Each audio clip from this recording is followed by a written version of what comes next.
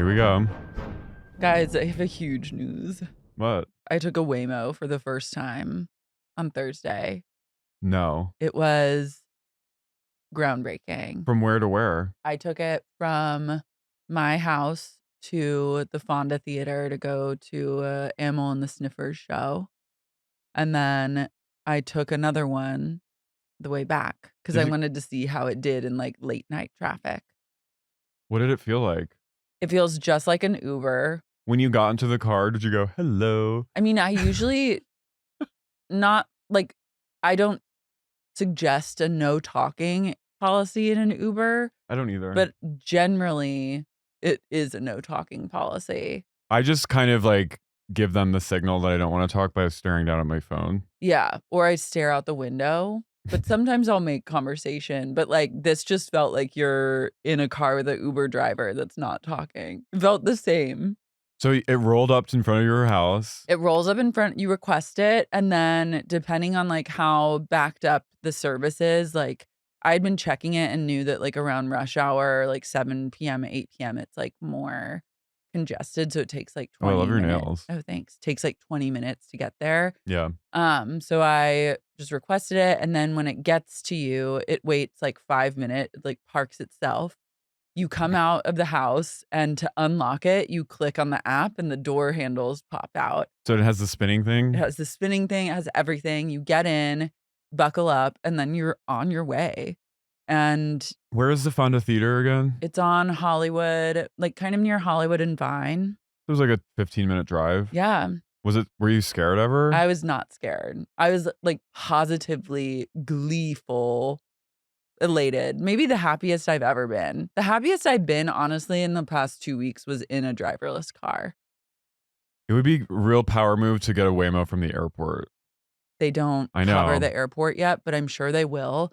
What was interesting is like ordering it after the concert seemed like there were some snafus. Like, because it had to turn around like a busy corner, and the Waymos are really conservative, I think, when it comes to making traffic moves. Like, so where a human driver would know when you can just like go around people or cut and go around another car, a Waymo's not going to do that. So it literally like sat at this corner waiting to make a right turn. It's a little teacher's for too pet. long. It was very pick me energy. Then it finally got to us. I saw the Waymo before the Waymo arrived at like the designated spot. So I was like, I'll just go up to the Waymo and unlock it. Did you travel with someone? Yeah, I took Jocelyn.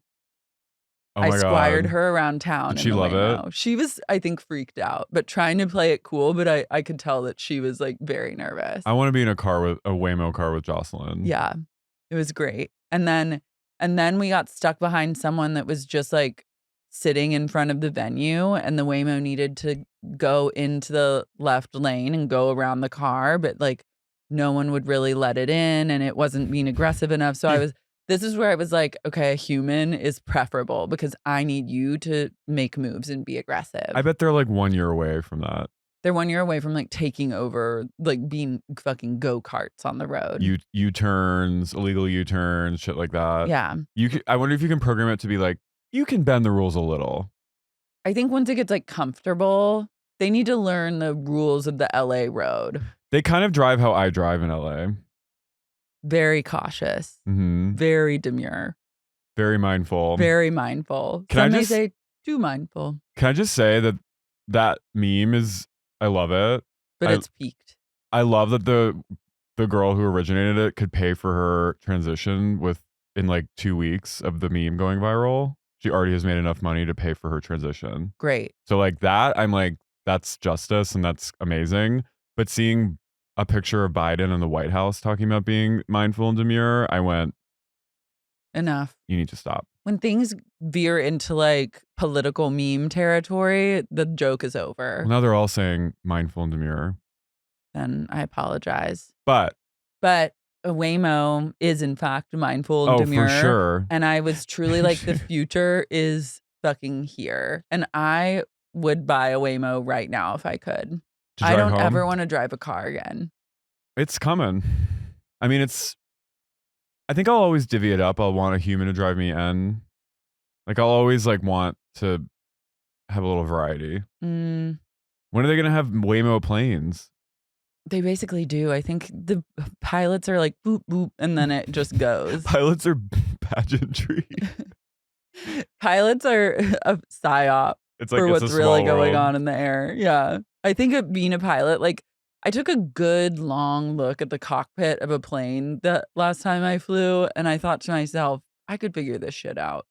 If like an emergency came up. Yeah, if you You were like Gaga inspecting the Capitol. put lit a fire under me, I could figure out how to fly a plane. Don't ask me. Or I could Google it really fast. A tutorial. Hold on. I could download pretty quickly. The Trinity. Mm-hmm. But yeah, I highly recommend I'm gonna Waymo. do This it. is not an ad. It just is my lived experience. I think I'm gonna do a date night with Simon where a Waymo picks us up. You need to. And you're in the Waymo zone. So you need to just like. Are they filming you?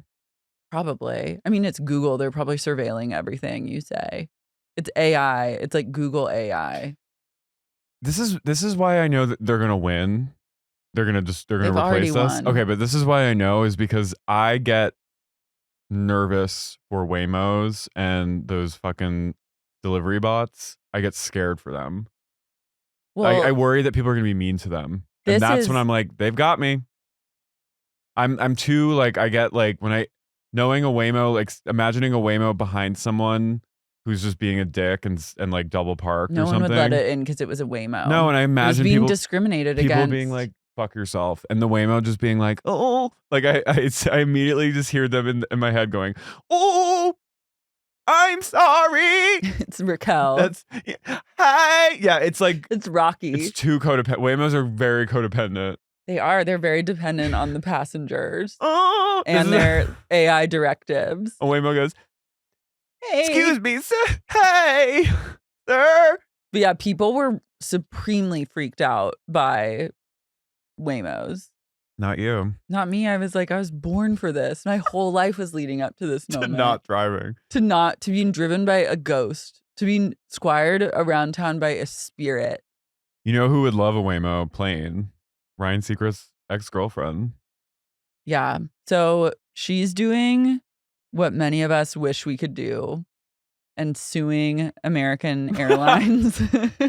After she swallowed. Not me. I love American Airlines. So AA, if you're listening, give me a credit or give two. us upgrades. Yeah. So Ryan Seacrest's ex-girlfriend left seriously injured after swallowing shards of plastic on an American Airlines flight. Her name is Shayna Wall. I don't like. Whomps is she? He dates like AI women. So Shayna Wall. She's 51. I know. She's doing a little AI face tune. She filed a lawsuit in the Manhattan Supreme Court last week, alleging she suffered damage to her throat, vocal cords, and digestive tract as a result of plastic shards being served to her in an American Airlines drink. The shards. It said that left her bedridden and unable to work for a month and led to her requiring ongoing medical care. So she had like a drink on an airplane and went through fucking hell. She's a certified sommelier in Manhattan. Mm-hmm. Whoa. Okay. And she had to go in bed, getting her fucking insides ripped up. She had to sommelier while horizontal. Mm-hmm. Okay. What is that? Smalls? What? What's the verb of sommelier? Sommeliering? To taste, maybe. American created a dangerous, defective, and unsafe condition on the plane. Oh, she was on The Amazing Race. Who? This Rolodex of girlies. He finds the most random. He literally loves like just a true random. He was with Julianne Hough for like years. Random. She's so random. She's completely random. But I also like want to talk to her because I think she's like.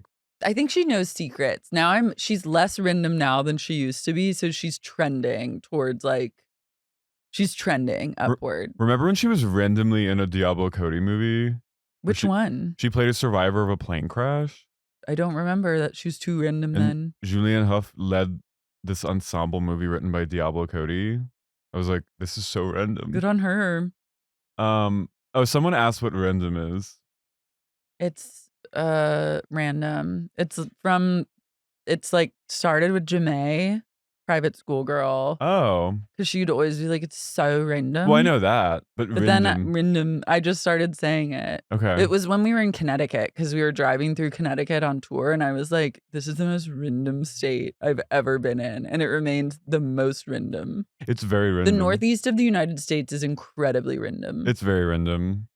And much like Shanawal. Shanawal is so random. And all of Ryan Seacrest's girlfriends, completely 100% random. I'm more harrowed by his dating pattern than her swallowing plastic.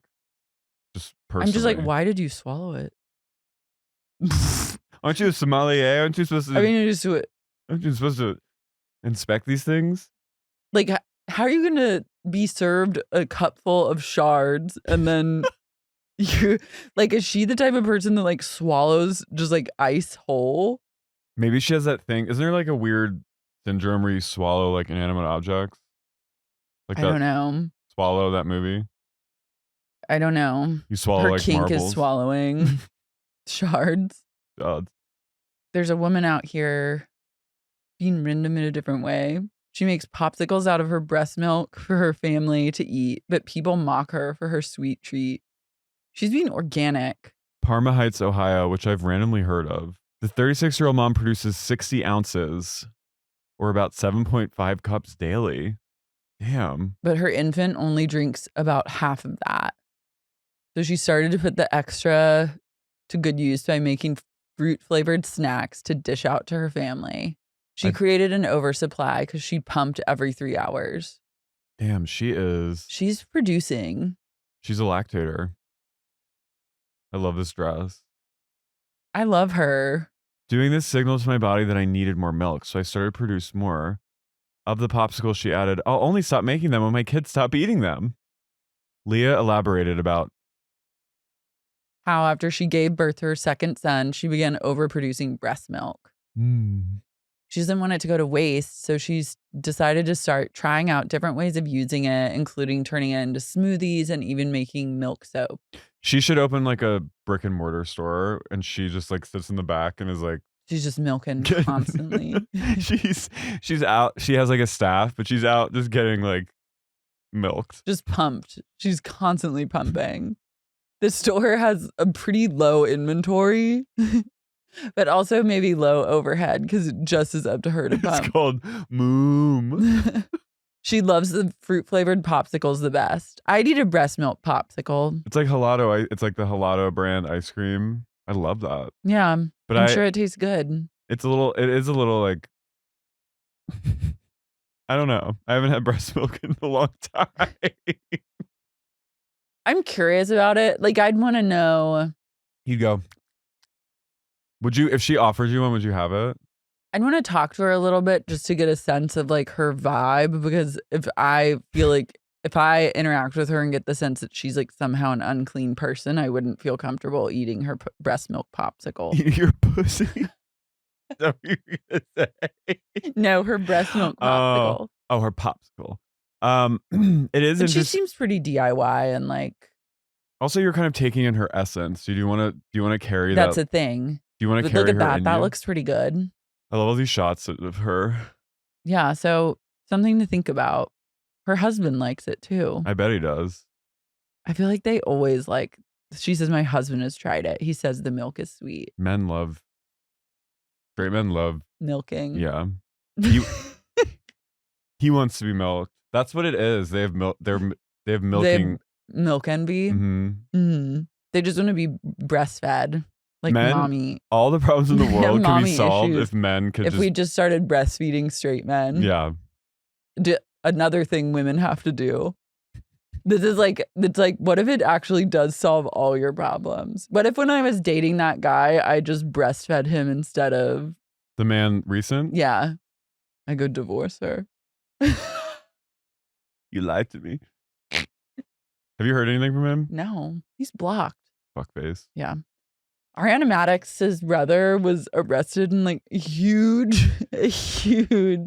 drug bust. Yeah, he was trafficking weed to Germany. He was trying to fly from Florida to Frankfurt, Germany with 100 pounds of marijuana. The fuck? He's like Johnny Depp he's in a little part random. one of that's random. Jeremy's very random. Jeremy, I always forget about him. He's incredibly random. Isn't he like creepy? They're not speaking, I think there's like right? a domestic violence, something or the other, and then they're not speaking. So Ariana's like, I don't have time for this. No, but I wonder if she now has to like get involved somehow. I bet she's like, that's your problem, She's babe. like, go with God. Why on earth would you traffic 100 pounds of pot? To Frankfurt? What in the fuck is he thinking? It's very strange. This has to be a plot. He's 39. No. Arrested in Florida on Tuesday and charged with felony trafficking in cannabis. Wait, he's 39? Oh, this is from an incident in February. Whoa, in which he and another man were picked up by police after customs officers discovered 3 suitcases allegedly belonging to them that were stuffed with more than 100 pounds of marijuana. They were going to he got arrested in Orlando. That is bleak. I know. Could you find a more bleak place to get arrested for trafficking marijuana to Frankfurt? His hair looks good in that mugshot. I know. 76 pounds total. Wait, so this is just breaking? So this happened in February, but then I guess they had to like the Fed said, let's research mama, and then had to come up and like officially charge him. I wonder if this is why she wasn't speaking to him. Maybe. Because I think the beef started earlier this year. Now who's that? That's his partner in crime. Carrot Top. Old Curly Sue. He's like Amy Irving. Jeremy gave an interview to The Sun and about the incident? No, about like why he's not speaking to Ariana. Oh. He has been arrested for violating a restraining order obtained by his ex-girlfriend several times in 2011.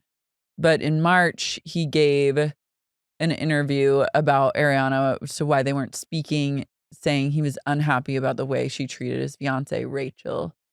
Well, yeah, she's traumatized by Rachel's. Yeah. Also, anytime like a sibling, like a non-famous sibling gives an interview, like that's loser behavior and you need to like back the fuck off. Yeah. Maybe if you weren't giving the interview to The Sun, you could have successfully pulled off this trafficking. I know. To Frankfurt. You and old Curly Sue would be living the high life in the German to Orlando, like, pipeline. In Florida, of all places. Hopefully he doesn't bother Ariana while she's Roxying. I'm sure there's like going to be more interviews to come. Because he's going to have to pay like legal bills and shit. Yeah. This is a nightmare. Did you see the koi pond in Bushwick? I've seen like clips of it. Or Bed-Stuy? Yeah. I like it. Yeah. It's a fun community thing. We need more of that in LA. I know. We don't have any fun things like that here. We have zero fun things. I've been trying to make lists of like things that are fun to do. That's when you know it's bad. No, I know. I was like, I've got to just start making lists. And the list is like hiking ? No, hiking is horrible. The Peterson Auto Museum. What's that? The Auto Museum. The Museum of Tolerance. I've never been there. The Museum of Death. I've been there. It almost gave me a panic attack. It's a truly cursed place. I wouldn't recommend it. Hell. Yeah, you can go to like Superba. That's what you have. I need to go back to Justa. Where's that? It's in Venice so far, but I need it. Yeah, I guess Venice. I don't know. I mean, New York has all these fun little like neighborhoody things. I know. You know, we don't have like there's a garden near me. It's a good dog park. It is really nice up there. I worry a little about coyotes, but no, if you go in the time where all the dogs are out I know. On a weekday night, it's good. That's like a cool vibe. I like that. I like that like mansion. Mm-hmm. I like the back of that is like a utopia. You know what else kind of gave me a shred of hope was the Landmark Theater on Sunset was giving me like this could be the new ArcLight vibes. It felt when we saw Alien Romulus this weekend, it's like they redid it. they've redone this theater that used to be sort of shitty. It used to be like but like cool. It used to be like an independent movie theater. Then it was a shitty AMC. Then now it's a Landmark. And I was thinking to myself, like, this could pop off. I think it's going to. There's always something happening. It's like, it feels like neighborhoody. Like, it feels like. We need a new like community center to gather at. The ArcLight was just like a home away from home. It's also, it was very LGBT that night. Yeah. I think, and it's all, everyone there is gay. Like, everyone feels like. It's a gay gathering zone. I like it. We crave that. I think there's a lot of like kind of void space in there that could be better used. They have a lounge upstairs. I know, but they need to have like waiters walking around or something. They'll get they need into like it. a sassy, they need to, you know what they need? Like a sassy set of cocktail waitresses. They need the people that would introduce. With trays. Mm-hmm. And they need to introduce. I crave an introduction. Yeah. We had it so good. Maybe I'll just start introducing when I'm. Thank you so much, everyone. The movie runs for an hour and 52 minutes. And we are so happy to have you here. Alien and Romulus, directed by Fede Alvarez. Enjoy. And then I can do like a fun fact about someone. Fun fact. Sigourney Weaver's name is actually Sigourney. Fun fact. Do we get into DC? Yeah. I'm Carey. I'm Lara. And you're listening to Sexy Unique Podcast. Beltway bitches. The final part of this short-lived but truly seismic show. I really have to say the Peacock description of DC is great. A group of intriguing, affluent women navigate society in the nation's capital. Say no more. Say no more. Count me in. Mm-hmm. Tareq comes out and Micaheale goes, "Hi, love." And Tareq says he's mad. As soon as he sits down, he goes, he's very mad that people don't believe Micaheale having MS. Yeah, so Tareq verse. Everyone's also calling him Tark instead of Tareq. Like I did. Which they've done. You started it, but by the time we get to this point in the season, even Andy says, Tarq Salahi, let's bring him out. Maybe it's like they're just saying one word, two words, or like two syllables really is too quickly. Much. I don't know. Tarq, I was like, you incepted this whole season, and now everyone's in a place of Tarq. I did. Hey, love. Hey, love. And Tareq sits down and he goes to Lynda. He goes, you are obsessed with Micaheale. You're obsessed with her. And then they're like, how do you know that she has MS? Like, how did you find out about it? And he says that Micaheale took him to her church and then told him about her MS before they got married. She waited their entire courtship. Like, she didn't tell him the entire time they dated. And then like a week before they got married, she was like, I want to take you to my church. By the way, I have MS. By the way, I don't have MS, but we're going to say I do in like 20 years. I think that's what she said. Yeah, I don't think that she has it. Yeah, I mean, isn't it like a progressive illness? I think it's like pretty bad. We might need to read her book to know for sure. Right. But I'm thinking and sensing that the way they are using it in their favor and like the pivot to MS is a little suspicious.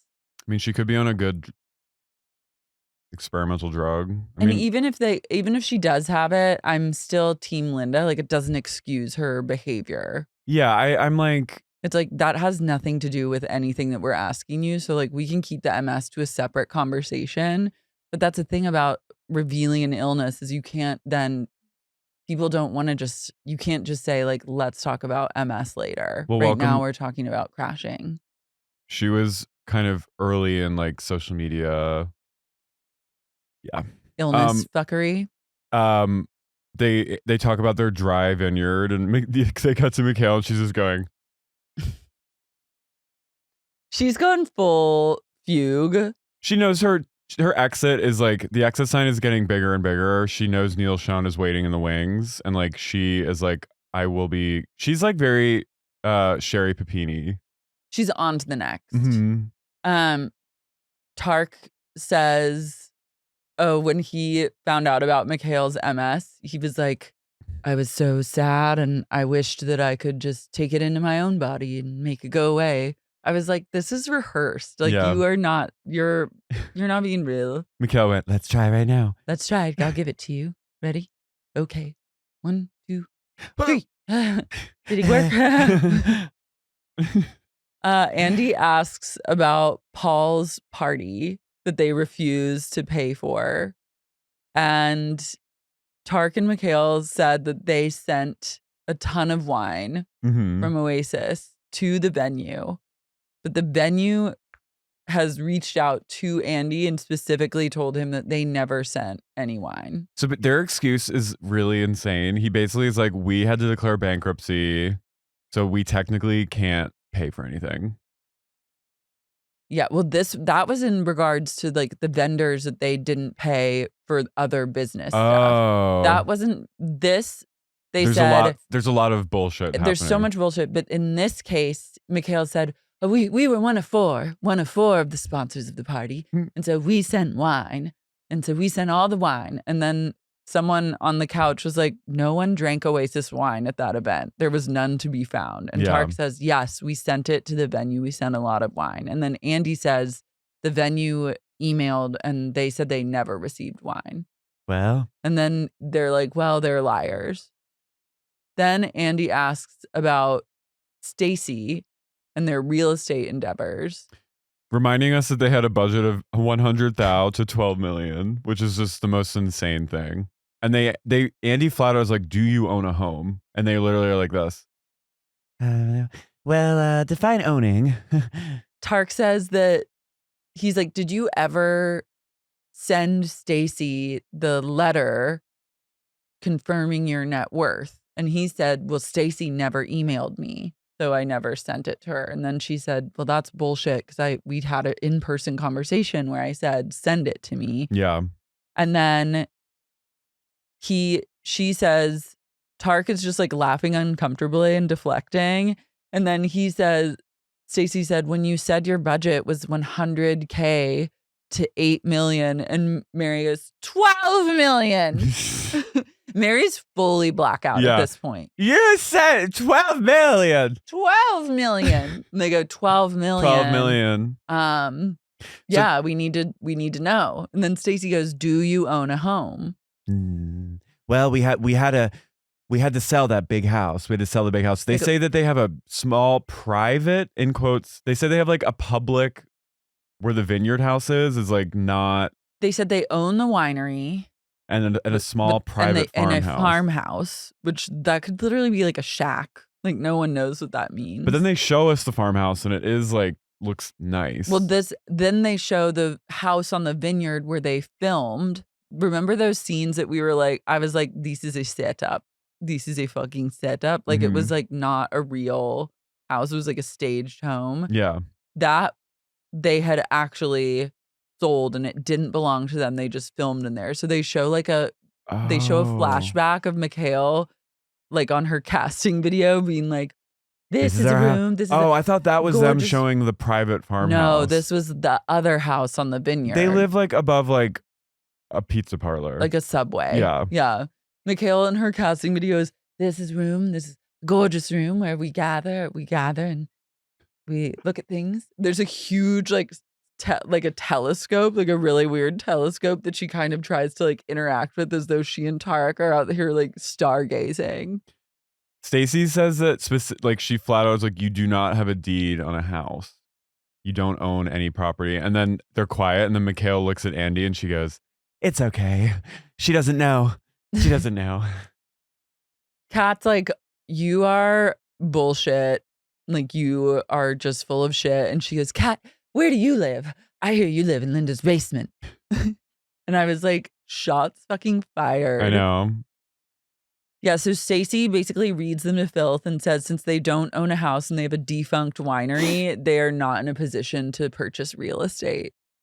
I was like, damn. Yeah. From your lips to God's ears.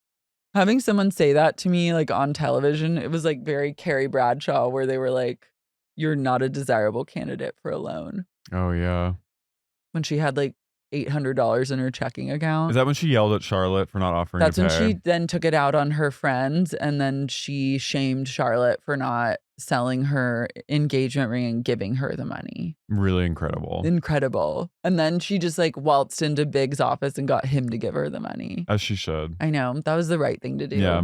They bring up that all of their companies are bankrupt and they never pay vendors. And Tareq literally is like, well, it's illegal for us to pay for anything. And they're like, so why do you offer to pay? And he's like, well, it's illegal. It's illegal. I can't pay for anything. It's actually against the law. First, they said they did pay. And then they said, well, it's illegal for us to pay. They said, well, when you're bankrupt, if you pay anyone, it's illegal. And so you go around in circles with them. Yeah. You'll never get a straight answer. It's like KGB kind of shit. Mm-hmm. They just trap you in a endless loop of confusion until you like kill yourself. And then Micaheale just goes like this. Mary goes, just squinting. That's not true. They don't pay anyone. They don't pay me. That's crazy. I'll write a check. That's rich. Andy tries to like explain to them, like, don't you see how it's strange that you don't pay anyone, but then you act like you have a lot of money, and you're spending the whole time. Micaheale's like, what? Tareq, then the topic of the horrific Vineyard Night of Horrors, where Tareq got blackout and like proceeded to just like eviscerate Lolly and Mary's life before her very eyes. And he was like, he acknowledges, he goes, I was really drunk that night. I just need to apologize. I was just a little out of my mind that night. So all the husbands and Ebong, the boyfriend, are brought out, and the FBI and Lollygate is presented and litigated. And the Salahis pull out a printed off Facebook comment. It's like crinkled. It's like, it looks like it's been in his pocket for like 8 days and like a hot summer day. So he says that the whole thing that started this was that someone posted a picture in, I think, a polo hat of his polo league. And Lolly commented on the photo, you're not wearing that. You wore that hat to L2? ? And in Tareq's mind, that was a pure admission of guilt that she and her bling ring stole all his merch. And that gave him the full right and justification of saying that she was going to go to jail. That the FBI would be involved. For grand larceny. What's L2? I don't know. The fuck? And then I still think Lolly's a criminal. I kept waiting. I was like, we're going to find out that she's a criminal because you thought she was a criminal. No, but she's then truly innocent. She's just a Facebooking teen. She's just like a sweet. A Facebooking 20-something. Kind of lost 20-something. But I just like, in my head, I like imagining her as like Lolly the criminal. Grand larceny Lolly is what we like to call her on the pod. So I love that their only shred of evidence was a Facebook comment. Mm-hmm. This was also... Had anyone like printed out receipts? I think there had been maybe a few. I feel like dossiers. I feel like OC had receipts. Okay. But no, it was rare though. Before, like, this was pre like Monique Samuels bringing out like a binder of laminated receipts on Potomac. You know what I mean? Like that was like the pinnacle. I love a printing out of one Facebook comment. I love digging through your fucking hot crumpled pockets. Pants. Yeah. Well, I have something here. And then Mary imitates. He goes. So I apologize. You know, it was a mistake. You know, I think it was a mistake, and I didn't mean to say what I said. And then Mary goes, "Everybody's going to jail. You're all going to jail. You're Every last one of you. all going to jail."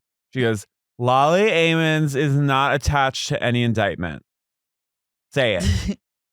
Say it." And he like won't apologize for it. He was like, we thought that this was definitive proof. And then Andy's like, this by no means is proof of anything except that she had a friend wearing a hat on Facebook. She is there. Mary is there to clear her family name. I believe that this is a core trauma for Mary and caused like the dissolution of her marriage. Lollygate was the beginning of the end for what's his name? Rick? Marion Rich. Marion Rich. Yeah. But she's there to clear goddamn child's name, and also to like make sure that the CIA doesn't come knocking. To not implicate her daughter. Yeah. In a plot to steal thousands of dollars worth of polo gear. Also, like, why would a 20-something girl care or want to steal polo gear? I don't know. They wouldn't. Now we move on to the Congressional Black Caucus event that they crashed. Tareq says that Jason is lying because he's dramatic, which I was like, this is coded. You just said he is lying because he's gay. Which one's Jason? Jason is Ted Gibson's husband. He said Jason is a dramatic young man. He's a faggot. Yeah. He basically said the F slur. Lance Jones, the head of the Black Caucus, said that the Salahis were asked to leave by security. So I love that they're just like, all these people are coming to Bravo being like, this isn't true. Every single person has responded to a Bravo email and been like, they never sent the wine. They weren't invited to the party. They were in fact asked to leave. And anytime you ask the Salahis about it, they're like, Jason's lying. He's a fag. We all know how those people are. Yeah. The head of the Black Caucus, also a liar. Yeah. The vendor. Lance is lying. He's lying. He's lying. Because absolutely not true. Absolutely not true. They're like the head of the venue. The Salahis are just surrounded by liars. They are. They're living in a world where literally everyone's out to get them and everyone's lying about them. They won't answer any questions straight up. And then Mary is losing her shit. She keeps turning to Rich going like, I can't take it. Oh my God. And then Lynda goes, this is a goat rodeo if I've ever seen one. A goddamn goat rodeo. And then Micaheale, and they go, Annie goes, I want to talk about the state dinner. And Annie goes, it was amazing. It was a great time. The first lady was stunning. It was a lot of fun. Great people. Like Vice President Biden, the first lady looked She's stunning. acting like Andy's like, just like, how was it? No, she goes, the president.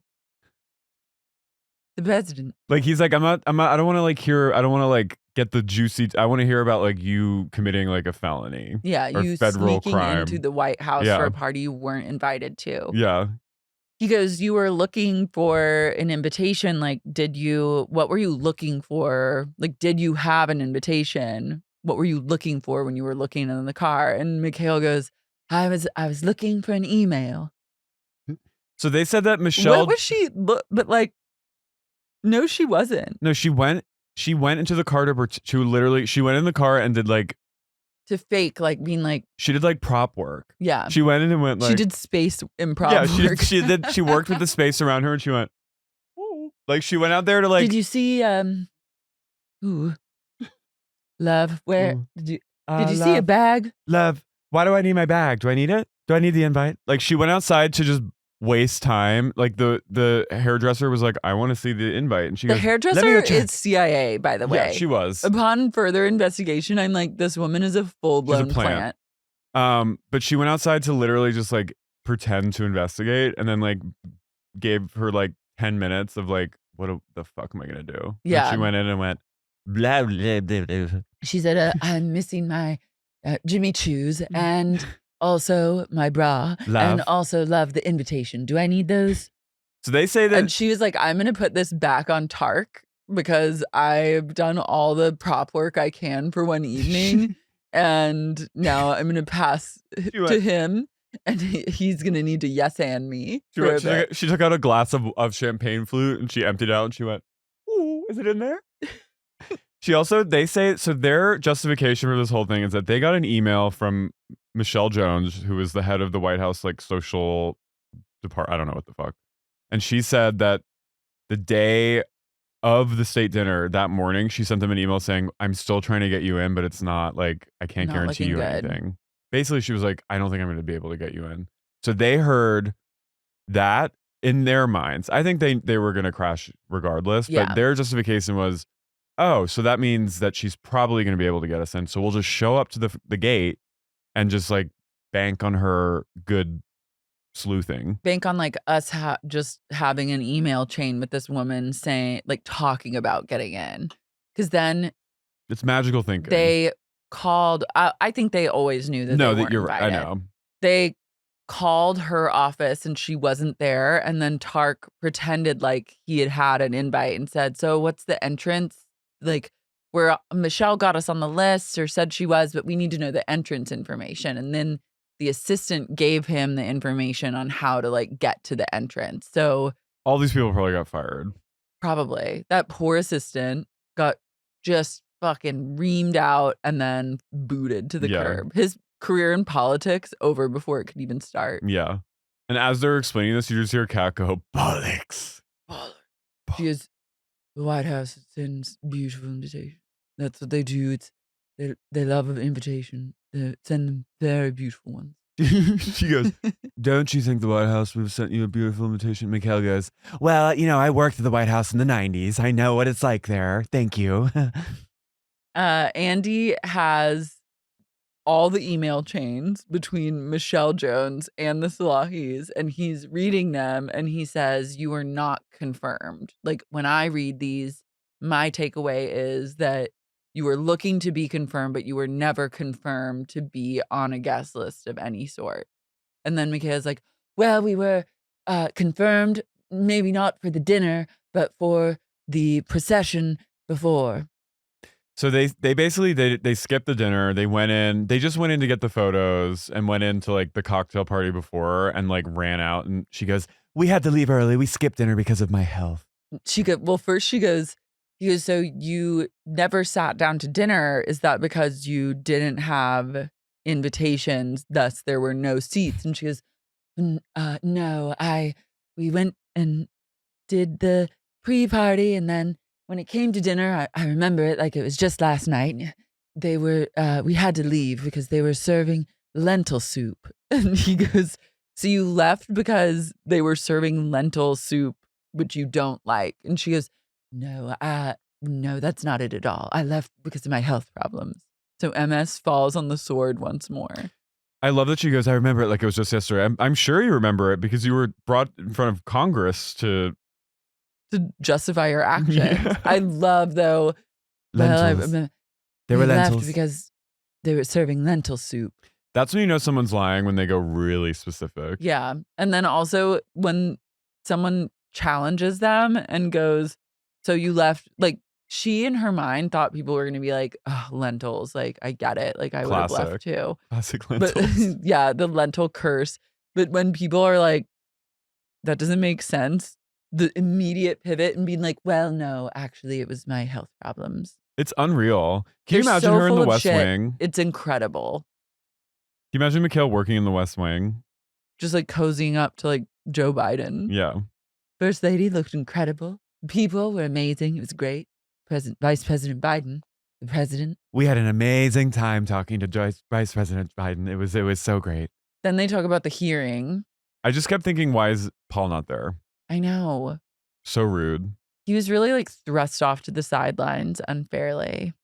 None of the gays were there. Homophobic. We needed the gays more than ever before in this very moment. They could have eviscerated Tareq. They should have brought out Paul, Ted Gibson, and Jason. 100%. They should have cleared the room, except for Lynda.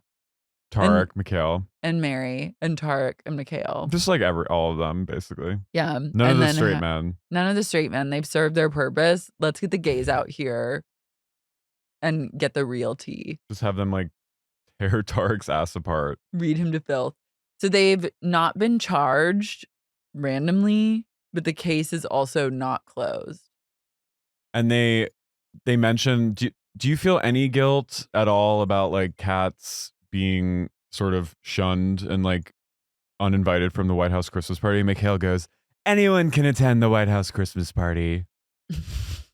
Her mind. And she goes, really, Micaheale? Really? Anyone can go to, and she goes, yes. Yeah, so Kat was disinvited from the White House, and she said her father had to fly in and take her place. It was just like she was solely discriminated against, but her relatives could fly from another country and go instead of her. Her husband was relieved. I think it was her husband who said you can't go. No, I think he was humiliated and was like, he was like, you're not fucking going and I want a divorce. She wouldn't say who disinvited her, I mean, I think it was like a mix of like, they were like, we can't be associated with these women. And then Charles was like, great. I don't We'll want have her dad come. Micaheale, she goes, really, Micaheale? Anyone can come? And then Micaheale goes, yes, that's right. And she goes, are you going to try to get into that party in a few months dressed like Mother Christmas? Mary goes, can I just take a minute and personalize this really quickly? I thought she was going to go, you used to work at the makeup counter at Nordstrom. In the 90s. Trish McAvoy in the 90s. I just expected her to launch into that again. That's such like a blackout thing. Just like repeating her like fixation. You used to work at Trish McAvoy at the Nordstrom. At Nordstrom. That's how we met. You did my makeup. In the Veterans in Mall. the 90s. At the makeup counter. The American Patriot Mall. She goes, you guys hijacked our show. You hijacked our show. She's right. She's not wrong. She's 100% right. They got fully canceled because of the Salahis. Can I ask something? Can I just say something? Can I contextualize, personalize it a bit? You ruined it all. And they did. They really did. I also really miss when Andy would bring up cast members' blogs. Remember when they did Bravo blogs? Mm-hmm. It was like it was pre like Instagram stories. But he mentions that Stacie coined Salahism on her blog, which is basically just pathological lying. But I was like, this was a sweet time. It was innocent. All the wives had to have blogs that they had to like update, and not their own blog destination. It all had to live on Bravo's website. I remember the last time they really did that was when Carol from New York's last reunion, when she wrote her blog. I was like, that's the only thing Carol's writing. Yeah. But she talked about Bethany's like gaslighting. Oh yeah. How Bethany terrorized her for an entire season. Yeah, Mary goes, you guys hijacked our show. And Micaheale goes, what about our lives? And I was like, girl, please. Then they bring up a really insane thing that happened off screen, which I really wish we'd seen, but also maybe I didn't want to see it because I didn't want to imagine this happening. But they mentioned that for promo for the show, they went to LA and everyone flew out to LA and they were all at dinner at like a party, like a cast party. And Tareq and Micaheale came and Tareq started fighting with someone, I think Lynda, at the table. Lynda was at one end of the table, right, and Tareq was like down at the other end, and he was like fighting with someone. I think he was fighting with Lynda, and then Micaheale. No, Lynda was she saw him fighting with people, and then she asked him to stop. And then Micaheale started. And he was fighting with Micaheale and with someone else, and Lynda asked him to stop, and then he shoved Micaheale. And then he told Lynda to shut the fuck up in front of everyone and threw a glass of wine in her face. And so she threw a glass of water in his face. Yeah. This is like peak messiness. And they were all like, you abused your wife in front of an entire room of people. And he goes, that didn't happen. That didn't happen. And they go, we all saw it. You literally shoved Micaheale in front of everyone. And Micaele's face in that moment, she goes, she basically was like, he shoved me. And he goes, why did you throw wine in Lynda's face? He goes, because I was defending Micaheale with her MS. She was having a flare up. So he shoved her and then threw red wine. Like, he is a pig. He's a pig. He also, they kept zooming in on his face. He had such like wine bloat, like sweaty alcoholic face. It was real. He's a pig man. But that is harrowing. To tell a woman in front of a whole table, to tell a woman to shut the fuck up is Lynda. And Lynda, of all people, a glamorous gem of a lady, a tiny little lady. Yeah. Are you going to do that and then throw a glass of wine in her face? Yeah, but Lynda's, she's a tough Southern broad. I know. She goes, and I threw water because I wouldn't waste scotch on a person like you. And I was like, amen, sister. So good. Micaheale goes, whoa, whoa, whoa. You should apologize. She goes, you should apologize for throwing wine to Tareq. Yeah. And then he's like, sorry, I threw wine. That was like the one glimmer of like Micaheale having some semblance of like decorum. But I think that I still maintain that she is the Black Widow. Oh, 100. And that she's now seen this moment as like a way to make him look like the aggressor. Yeah. And so she's going to capitalize on it. No, she's fully evil, but I'm glad that she at least pretended to have like. I mean, they're both absolute chaotic, evil people. But he's an imbecile. He's like a fail son who was like from an aristocratic family who his mom hates him. His mom hates him. He's incompetent. Micaheale's like scrappy, knows how to lie to get ahead, and like knows how to, you know what I mean? Like she's way more resilient than he is. She's like has cockroach resilience, and he's like just like a messy prince. Yeah. Whose money ran out, and then what good was he then? Yeah. Mary interrupts. She goes, I have 5 children. when they're wrapping up, and he's like, so what do you think? And she's like, I have 5 children. And they're important to me.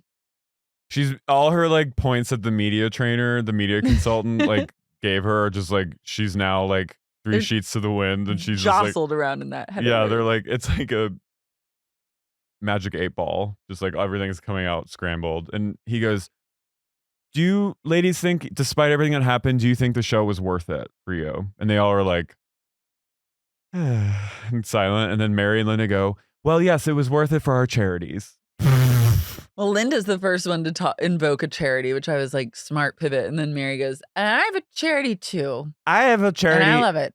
I love it. I love we got to showcase it, and it's worth it. So. And then Andy asks Kat about Inbox Full. He goes, you have a book coming out. What can you tell me about Inbox Full? She goes, well, I love it. It's quite cheeky little book. He goes, will you be talking about Prince Harry in the book? And she's like, yes. And he goes, well, is he a good kisser, or the rumor is true? And she goes, you'll have to read it and find out. Will you talk about snogging Prince Harry? Also, the book is, lest we forget, the book is a fictionalized. It's like auto or metafiction. Really? Yeah. Or what is that called? Autofiction. Autofiction. It's not real? No, it's like partly fake, partly real. It's avant-garde in every way, shape, and form. Inbox Full, never again will there be another tome of that level. Micaheale, Andy's like, what about you, Micaheale? You've been through so much. You've testified against a tribunal in Congress. And she goes, well, it's been a whirlwind. You know, it's horrible. Like people have Salahi. It's become a verb in this town. It means party crashing. And then Mary, out of nowhere, goes, I have a new word. And then she goes, and never says what the word is. And he goes, Micaheale, how are things? How was the experience for you? And she goes, I've had a great time. I really connected with the crew. I was like, you connected with the crew of the Bravo show? To her, that's like a great accomplishment. Yeah. I have a new word. And then it was very Joe Biden, the debate. Yeah, anyway. I've had a great time. I've connected with the crew. I've connected with they're real showmen. They know how to put on a show. She loves the crew. I love the crew, and I'll invite them to my home anytime. And that's it. And we'll never see them again. And it's a crying shame. Hopefully they'll reboot. I feel like they're going to reboot DC. With everything like DC. Do you think that they would reboot Potomac, like switch out some Potomac people for some DC housewives, or would they mix? I think they'll keep it separate. I think because they're two different, like Potomac has its own world, like its own fan base, its own history now. They need to like now that DC's like back, like everyone's cares about politics again. Now would be the perfect time. They really should do it. We need Lynda back. Paul has Mary, to come back. Mary's still in the mix. But then maybe no one else. Yeah. Stacie could do without. Yeah, Stacie. There's way cooler. Stacie I liked her, but she was not. She was Erica. Erica should come back. Yeah. But there's so many new people, young people, like young, like Congress staffer, like hungry, like publicists, It'd be cool if we got like lobbyists. a Washington D.C. based model that like Lynda broke out of her agency. A lobbyist. Mm-hmm. I wouldn't mind following up with that Republican who fainted. Mm-hmm. Just to see where she's at. I don't know where she is. On a stretcher somewhere, I'm sure. Well, Edwina. God, what a season. We are so happy that you stayed with us and that you loved it as much as we did. And we've got more things in the kitchen coming. I feel proud to have exposed people who didn't know about the DC magic to this show. I also feel proud that we got to travel to DC while we were in the midst of this show. I feel proud to be in a... Very merry of you. I feel proud that we got to do a show in DC and meet Paul and Lynda. Me too. That was a true gem of the summer. Meeting them was incredible, and being in DC and breathing in that district air. The electric air. The electric air of DC. It really is. Beautiful air. So a salute. We just want to salute our Beltway bitches and all of our veterans. Thank you. The Beltway bitches are the veterans. They are. Thank you for serving this country and serving. Your service does not go unnoticed. And serving cunt. Mm-hmm. Do you just... We have to read to our cult. Do you want to do a quiz on me? Remember how I quizzed you? Oh, yeah. Okay. Close your eyes. Mm-hmm. Go. Well, no, you have to say like a... Oh. You have to like... CB. Chrissy Barlahan. H with 2. Hillary with 2 L's. Someone listening in the background. P and J. Pia and Jordan listening in the background. AD. Alex Delisle. MUF. We met her in DC. Make it fresh. AWWB. Obviously.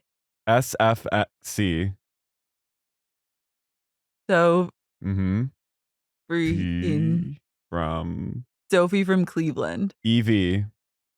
I don't like the way you're quizzing me. Why? Because Evie. Emily